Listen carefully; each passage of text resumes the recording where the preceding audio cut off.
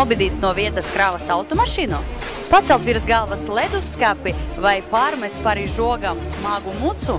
Priekš viņam tas ir spļāviens jūrā.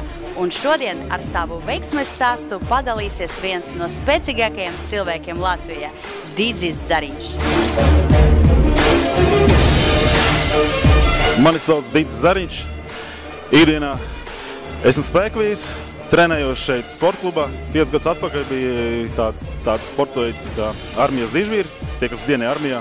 Tas bija ļoti līdzīgs spēkvīriem. Tiem es nākošajā gadā jau pieteicos uz amatieru spēkvīriem, un vēl pēc gada tad es jau startēju pie Latvijas spēcīgāko vīru sastāvā, tur elites grupā. Un jau 3. gads jau ir mani labākie rezultāti. Pietupienos ir 300 kg pietupiens.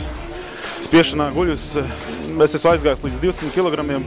Vilkma no zemes sacensībās, ja nemaldos Lietuvā, man labākais rezultāts bija 360 kg atvilkt no zemes. Viens no retajiem cilvēkiem Latvijā, kurš visas 6 akmeņus spēja pacelt, tas ir 100 kg, 120, 140, 160, 180 un pēdējais 6. ir 200 kg.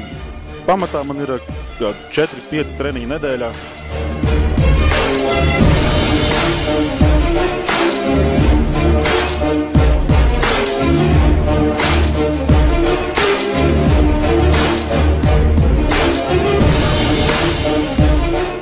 Kardio treniņam ir ļoti liela nozīme, tāpēc, ka sirds ir muskulis, kuru arī vajag trenēt.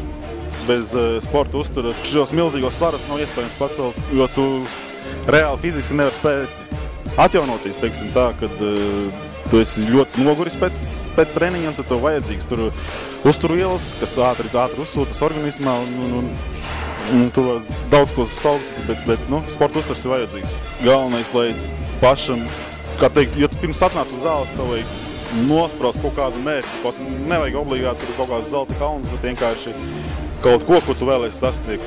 Ja man kāds teiktu 3 gadus atpakaļ, ka es būšu otrs spēcīgākais cilvēks Latvijā, es galīgi neticētu, es pat nedomāju, ka es kļūšu par spēkvīru, bet ar ļoti lielu, smagu darbu, kā jūs paši redzat, varu visu sasniegt. Laiks ķerties pie darba. Sievietēm patīk spēcīgi vīrieši.